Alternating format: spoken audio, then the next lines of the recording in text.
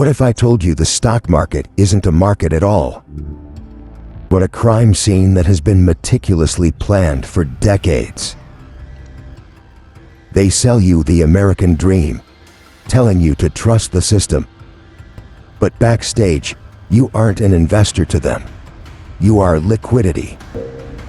High-frequency algorithms hunt your stop losses before you even click buy.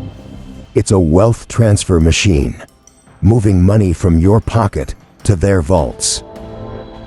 And this isn't bad luck. It's a historical cycle repeating right now, just like 1929. In this video, I'll expose the mafia model of Wall Street, why billion-dollar fines are just a cost of business, and how they manufacture victims. The system is counting on your ignorance to keep the wheels spinning. But today, I'm giving you the blueprint to break the chains. Take a deep breath. We are going inside the machine.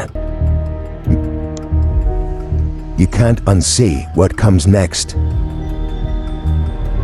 What if I told you that the stock market is not actually a market at all, but a crime scene that has been meticulously planned for decades?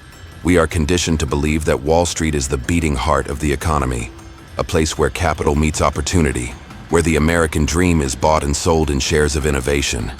But what if that entire narrative is just a curtain designed to hide the actors backstage? Most of us grow up with a very specific script embedded in our minds. We are told to work hard, save our money, trust the financial advisors, and park our savings in the market for the long term. We watch the news channels where analysts in sharp suits talk about market corrections, volatility, and growth potential. They sell you the idea that if you are patient, you will be rewarded. But let me ask you something. Have you ever felt like the moment you finally decide to buy, the price instantly drops? You stare at your screen, watching your hard-earned money evaporate, and you think, I just have bad luck. I am here to tell you that luck has nothing to do with it.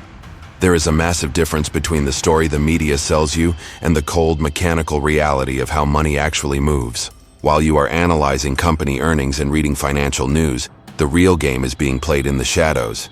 We are talking about high-frequency trading algorithms that front-run your orders, dark pools where billions change hands without ever hitting the public tape, and a level of insider coordination that would make a casino jealous. The uncomfortable truth we need to face is that the financial system isn't broken.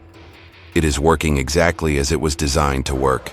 We tend to look at financial crises, like the crash of 2008 or the chaos of 2020, as accidents. We see them as moments where bankers got greedy and made mistakes. But that is a naive view of financial history. Wall Street banks do not commit crimes accidentally. They don't stumble into fraud. In this world, crime is the business model. Think about it. If a street gang extorts a neighborhood, we call it racketeering. If a cartel fixes prices, we call it organized crime. But when the biggest financial institutions in the world manipulate interest rates, launder money for cartels, or gamble with your pension funds, they call it sophisticated financial engineering. They are not sloppy bankers. They are organized crime in three-piece suits. And the most terrifying part? You are the product they are trading. Stay with me, because what you are about to discover might change how you see every dollar in your wallet. You might think you lost money during the last recession because of a natural economic cycle. But history shows something very different. Those crashes weren't natural disasters like a hurricane or an earthquake. They were harvests. The wealth didn't just disappear into thin air. It was transferred. It moved from the pockets of Main Street, from people like you and me, into the vaults of the elite few who knew exactly when the floor was going to drop out. We are living through a repeat cycle of history, a pattern of financial warfare that has been refined over centuries to keep you running on a hamster wheel, chasing a carrot you are never meant to catch. They rely on the fact that the average person finds finance boring or too complex to understand. That complexity is their camouflage. It is how they hide the theft in plain sight. But if you are watching this, you are already starting to see the cracks in the facade. You are realizing that the game is rigged, but you might not know exactly how they pull the strings. To understand how to stop being the victim, we have to stop looking at the economy through the lens they gave us. We have to look at the architecture of the corruption itself.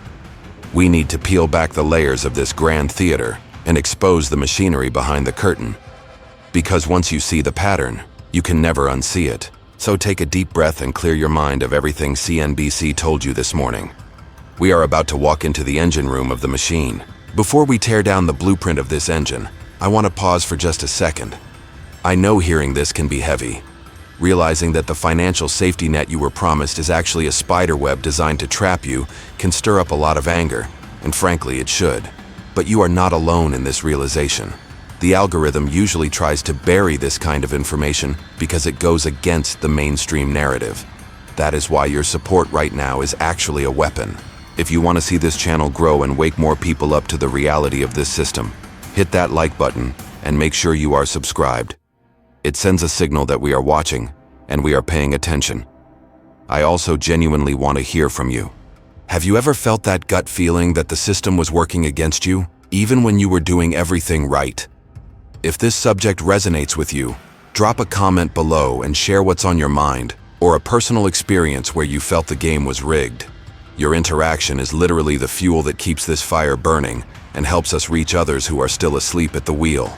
Now that we are on the same page and our community is locked in, let's stop using polite euphemisms. Let's call this what it really is. When you look closely at how Wall Street operates compared to the most notorious criminal organizations in history, the similarities stop being a coincidence and start looking like a manual. Now I want to go even deeper into this subject because if we stay on the surface, we miss the mechanics of how this machine actually harvests your energy and your time. To understand the true nature of Wall Street, we have to strip away the marble lobbies, the expensive marketing campaigns, and the veneer of respectability. We need to look at the raw architecture of their business model. When you do that, you start to see a startling resemblance to something we are all familiar with from movies and history books: the mafia. I'm not using that word lightly or as a metaphor for dramatic effect. I am talking about structural similarities that are impossible to ignore once you see the hidden truth. Think about the classic structure of a criminal organization, like the Italian-American families in New York during the mid-20th century, or the massive cartels in South America. What is their core business? It isn't really drugs or gambling, those are just products. Their core business is control. It is the elimination of competition and the extraction of a fee for simply allowing people to exist and operate in their territory. In the mob world, they called it the pizzo, protection money. You paid the Don a percentage of your earnings not because he provided a service, but so that your shop wouldn't burn down. Now look at the modern banking system. They have effectively monopolized the territory of money. You cannot function in modern society without passing through their gates. Try to buy a house, start a business, or even receive a paycheck without a bank account. It is nearly impossible. They have established a choke point on the economy. And just like the mobster collecting his weekly envelope, the financial institutions collect their toll, but they don't call it extortion. They call it account maintenance fees, overdraft charges, and transaction costs. It is a steady, non-consensual extraction of wealth from the productive class, you, to the parasitic class. But the rabbit hole goes deeper. A sophisticated criminal organization hates the free market. Competition is messy, it lowers prices and eats into profits. The mafia solves this by breaking the legs of anyone who tries to sell on their corner. Wall Street is much more elegant, but the impact is exactly the same. They don't use baseball bats, they use regulation. This is one of the most important revelations you need to understand about the economy. Excessive regulation often isn't there to protect you. It is written by lobbyists paid by the big banks to make it too expensive for small competitors to enter the market. They use the government as their enforcer. They absorb smaller competitors, not because they offer a better product, but because they have rigged the game to ensure they are the only ones who can afford to play. It's a consolidation of power that would make any cartel boss envious.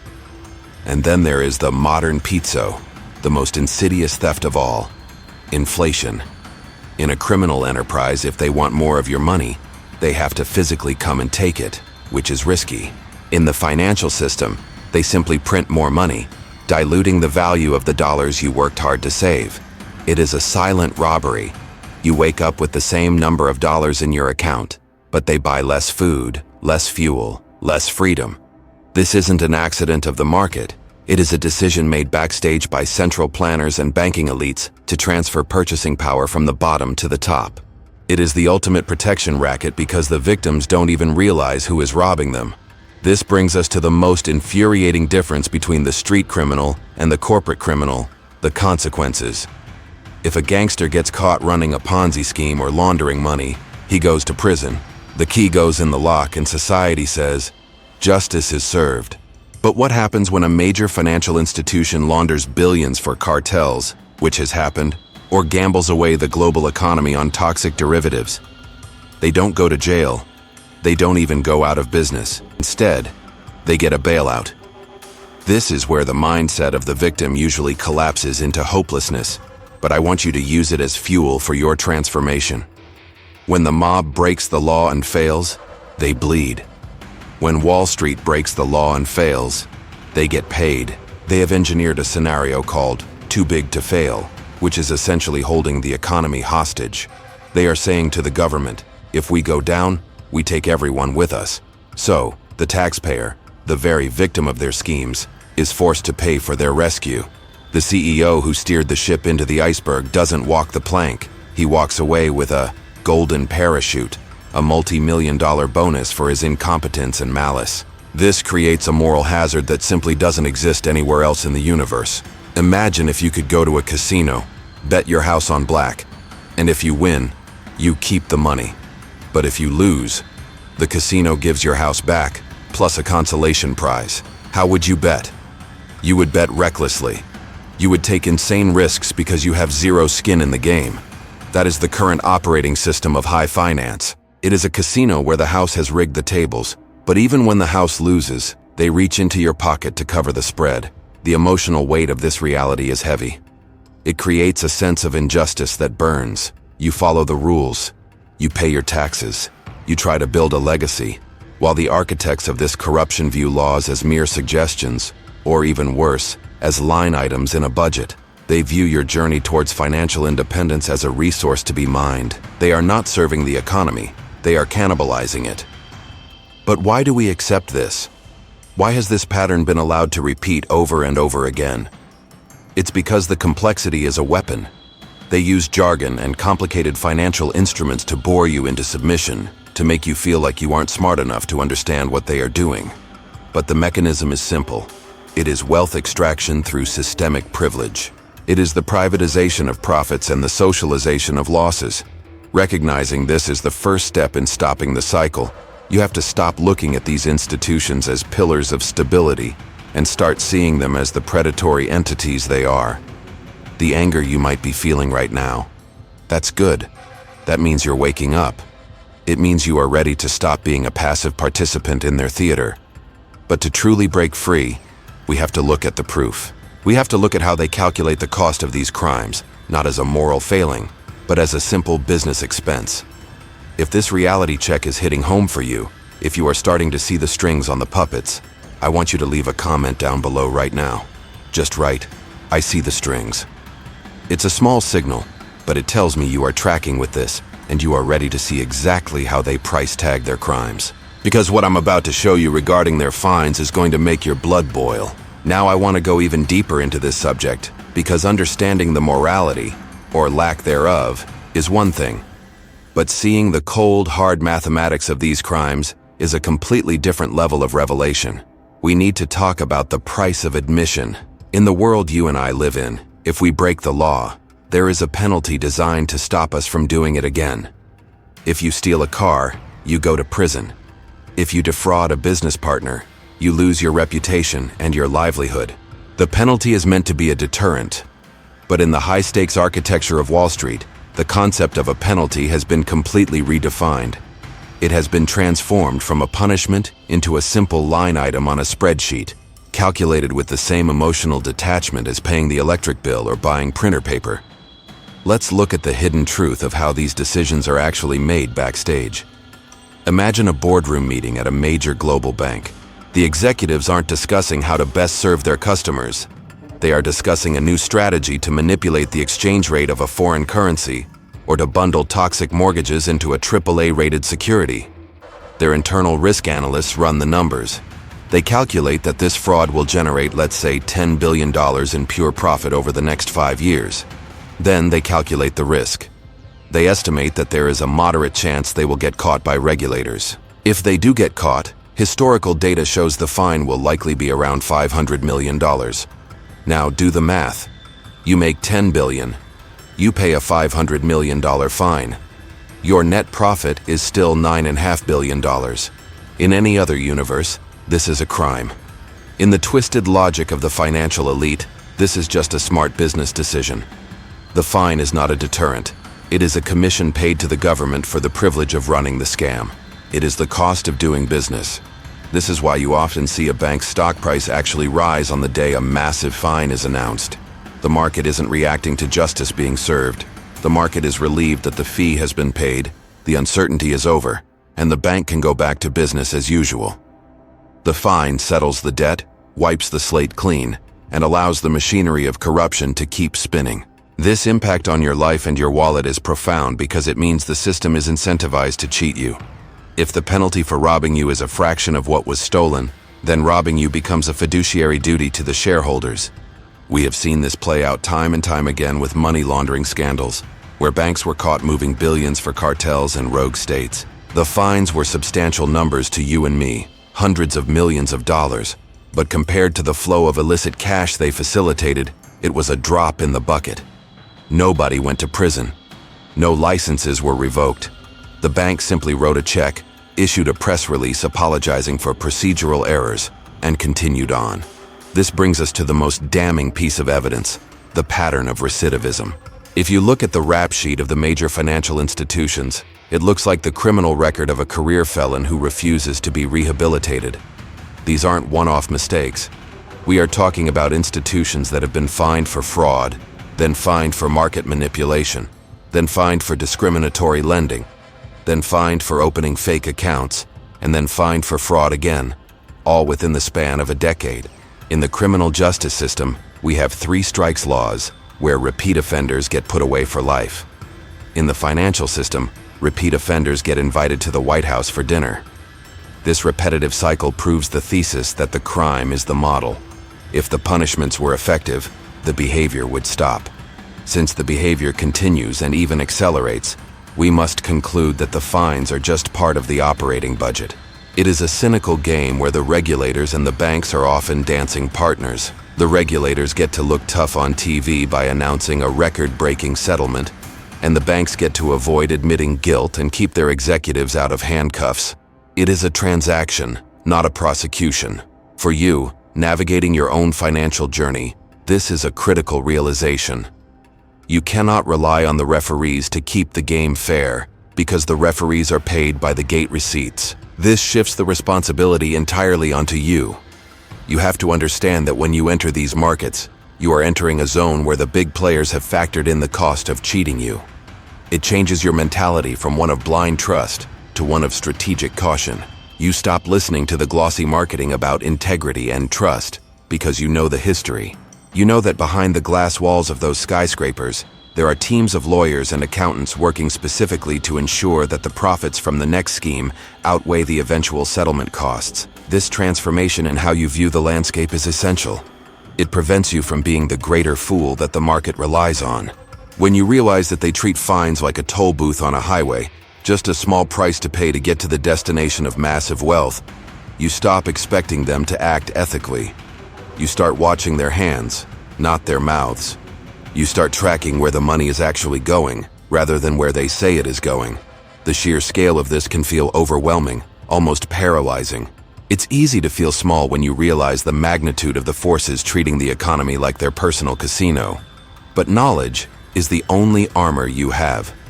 By understanding that justice in this realm is just another negotiable financial instrument, you strip away their power to surprise you. You become awake to the reality that for Wall Street, the law is not a moral boundary. It is a variable in an equation. And right now, the equation is solved for corruption.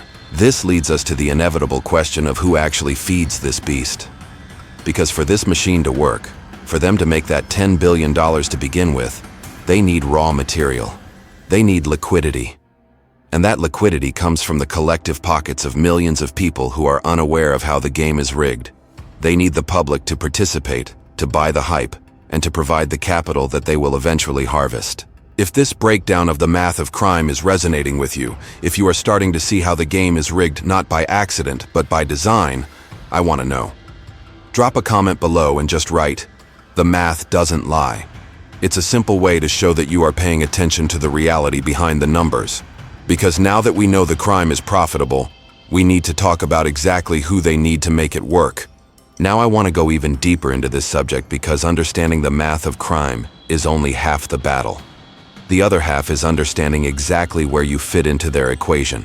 And this is the part that usually hurts the most to admit, but it is the most crucial step in your transformation from a passive victim into an awake observer. We need to talk about the victim factory. You see, for Wall Street to generate those massive record-breaking profits we just discussed, they need raw material. They can't just trade among themselves forever. That's a zero-sum game.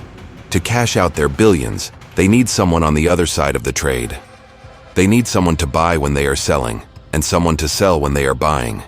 In the cold, unfeeling language of the backstage financial world, they don't call you a person, or a family, or an investor. They call you liquidity. Let that sink in. To them, you are not a human being with dreams of retirement or providing for your children. You are a source of liquidity. You are the necessary fuel that keeps their machine running. When the smart money, the institutional giants, the hedge funds, the market makers, decides it is time to exit a position they have been holding for years, they cannot just dump it all at once. If they did, the price would crash before they could get their money out. They need a flood of buyers to step in and take those shares off their hands at the highest possible price. That is where you come in. That is the moment the machine targets you. This is where the hidden truth of the media comes into play. Have you ever noticed a pattern in the news? When the market is at an all-time high, when stocks are screaming upward, the covers of magazines and the headlines on financial TV are euphoric. They tell you, the Dow is unstoppable, the golden age of tech, or why you need to buy now. They create a sense of urgency, a fear of missing out, FOMO, that hacks your mindset. They make you feel like if you don't make a decision right now, you will be left behind while everyone else gets rich. This is not public service. This is a marketing campaign for the exit strategy of the elite. They are whipping up a frenzy so that when the institutions hit the sell button, there is a long line of retail investors, people like you, waiting to buy. You are literally funding their payday. You are catching the falling knife that they just dropped. And the cycle works in reverse too. This is the revelation that changes how you see every crisis. When the market crashes, when the bubble that they inflated finally bursts, who is selling? You are. The retail investor panics. The news changes its tune instantly. Now it's the end of the economy. Sell everything. Market meltdown. They weaponize fear to force you to surrender your assets. You sell at the bottom because the emotional pain of watching your account drain is too much to bear.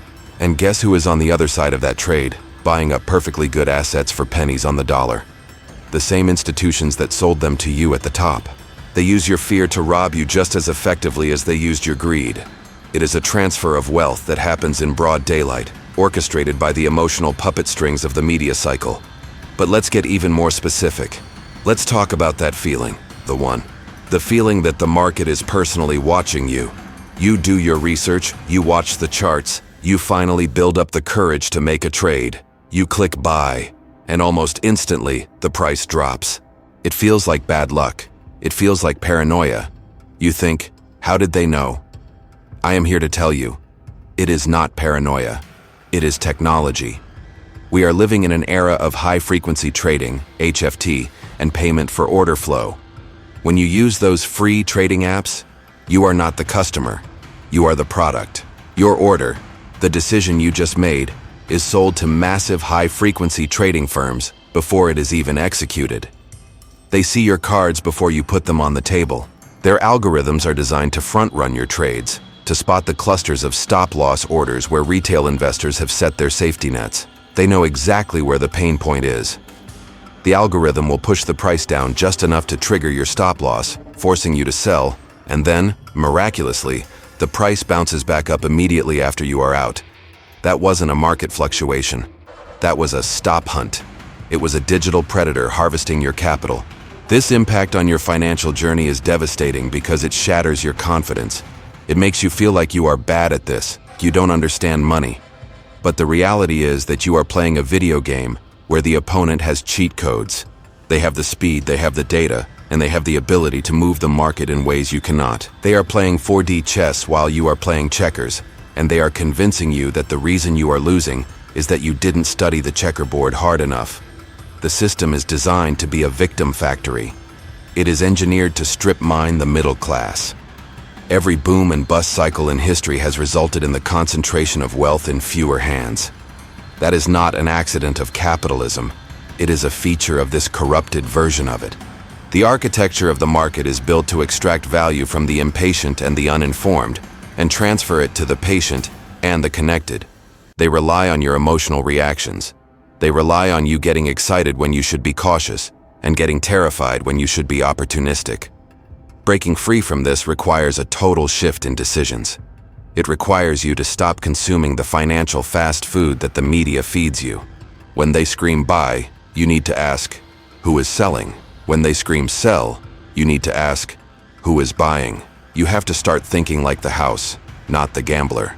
You have to realize that when you feel the strongest emotional pull to do something in the market, that is usually the algorithm tickling your amygdala, trying to trick you into becoming liquidity for a whale who is looking to cash out.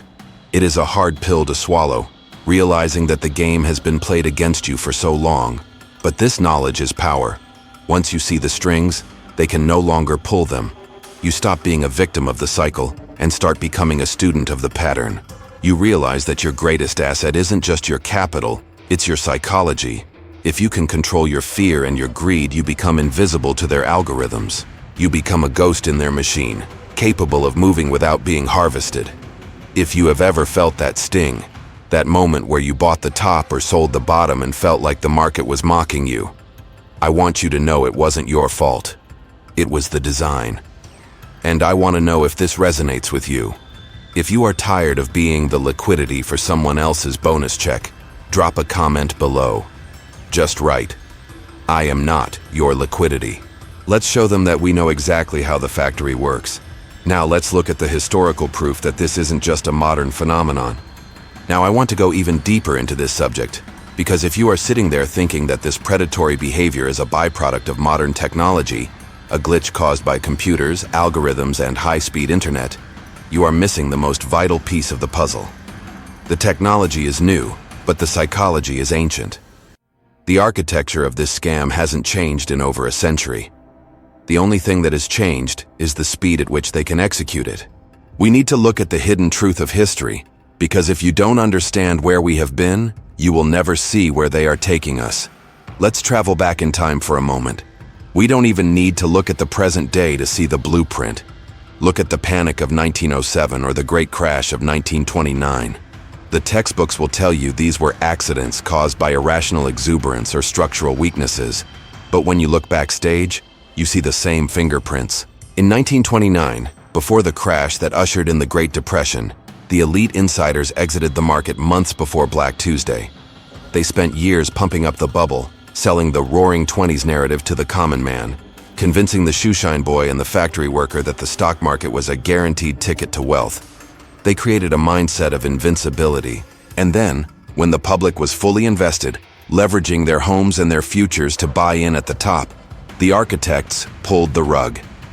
Here is the most important concept you need to grasp about these historical crashes. Money does not disappear. When the news says, trillions of dollars were wiped out of the market today, that is a lie. That value didn't vanish into the ether. It changed hands. A financial crash is the most efficient mechanism ever invented for the mass transfer of wealth. It moves assets from the weak hands, the panic-selling middle class, into the strong hands, the patient, cash-rich elite. Think about the Great Depression or the 2008 housing crisis. Who lost? The families who lost their homes, their savings, and their dignity. Who won? The banks and hedge funds that bought up those foreclosed properties for pennies on the dollar. They consolidated real assets, land, buildings, commodities, at fire sale prices. This is not a tragedy to them. It is a harvest. This brings us to the cyclical nature of this beast. It follows a very specific, repeatable pattern: boom, bubble, collapse, and rescue. First, they create the boom by lowering interest rates and flooding the system with cheap money. This encourages you to make risky decisions, to borrow money, to start businesses, to buy houses. It feels good. It feels like prosperity. Then comes the bubble phase, where prices disconnect from reality. This is where the hype machine goes into overdrive. Then, inevitably, comes the collapse. They tighten the money supply, call in the loans, and watch the house of cards fall. But the final step is the most insulting: the rescue. In the past, they simply bought up the wreckage. Today, they have refined the process. Now they demand a bailout. They go to the government, which is funded by your taxes, and say that they are too big to fail. So you pay for the boom, you lose everything in the bust, and then you pay again to rescue the people who caused the bust. It is a perfect circle of extraction. This repetitive cycle is the engine of inequality. It is why the gap between the ultra-rich and everyone else widens significantly after every major crisis. It is not bad luck. It is a feature of the design. The impact of realizing this is profound. It forces you to look at the current state of the world with a completely different set of eyes. Look around you right now. Does it feel familiar? We are seeing the exact same signals that preceded every major collapse in history. We have record levels of debt, asset prices that make no sense compared to average incomes, and a level of speculation that borders on insanity. The smart money is already positioning itself. They are buying gold. They are buying farmland. They are moving into tangible assets while the retail public is still chasing the latest digital token or meme stock. We are living through history right now. The pattern is repeating in real time. The scary part isn't that a crash is coming. The scary part is how few people are prepared for it because they believe this time is different. They believe the technology will save them, or that the government won't let it happen. But history is a brutal teacher, and it tells us that the government is often the facilitator, not the savior. This is not meant to scare you into paralysis. It is meant to shock you into transformation. You are on a journey that requires you to stop thinking like a victim of circumstance. When you understand the cycle, you stop panicking when the market drops. You realize that a crash is only a disaster if you are positioned like the herd. If you are positioned like the architects, a crash is an opportunity. It is the moment where true generational wealth is built, not by following the hype, but by waiting for the blood in the streets. The revelations of the past are the map for the future. They want you to believe that economics is a mysterious force of nature, like the weather, unpredictable and uncontrollable. But once you see the human hand behind the curtain, once you see the intention behind the inflation and the deflation, you can start to navigate the storm. You can step out of the trap. You can refuse to participate in the boom euphoria and refuse to succumb to the bust panic. We are standing on the precipice of another turn of the wheel. The signs are everywhere for those who are willing to look. And this brings us to the ultimate question. If we know the game is rigged, if we know the house always wins, and if we know the storm is coming, what do we actually do about it? How do we break the chains of this cycle and reclaim our financial sovereignty? If you are starting to see the historical pattern and you realize that we are living through a repeat of history right now, I want you to leave a comment. Let's create a record that we weren't blind to this. Write down below, history repeats, but I won't. It's a declaration that you are breaking the cycle. Now let's talk about the specific steps you need to take to arm yourself against what's coming.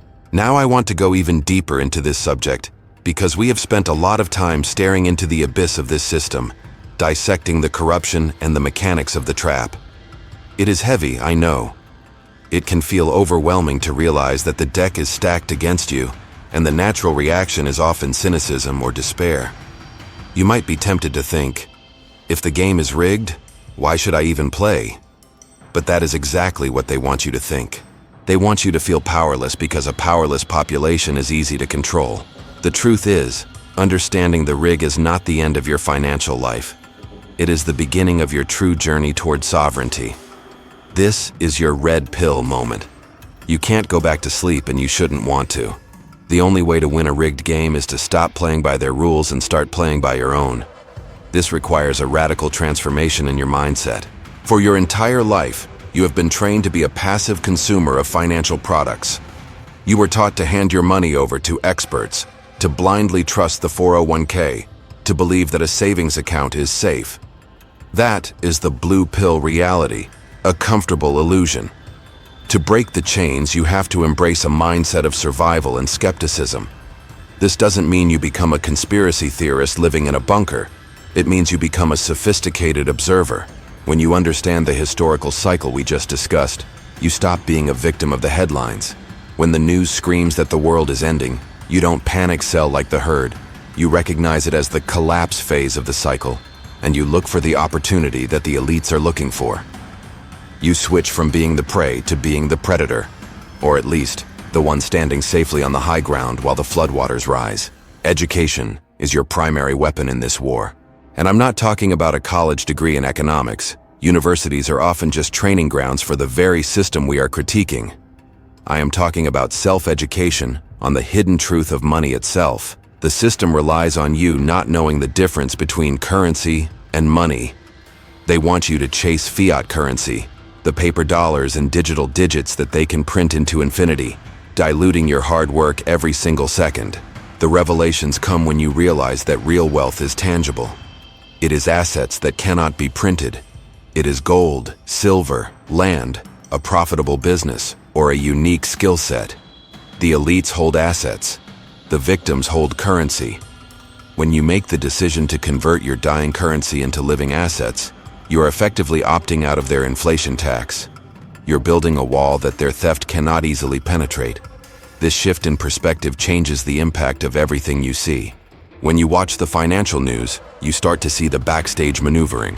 You realize that when a CEO goes on TV to tell you everything is fine, he is likely selling his own shares. When the government announces a new stimulus package to help the people, you understand it is really a mechanism to debase the currency and bail out the banks. This knowledge gives you an incredible power, the power of detachment. You no longer react emotionally to their puppets. You watch the theater, you understand the plot, but you refuse to take a role on the stage. You become the director of your own economy. This path requires courage because you will be walking alone for a while. The herd, your friends, your family, your co-workers, will likely still be asleep. They will follow the media's instructions. They will buy the top and sell the bottom. They will look at your contrarian decisions and tell you that you are crazy. But remember, in a sick society, being well-adjusted is not a sign of health. Following the herd in a financial system designed to slaughter the herd is suicide.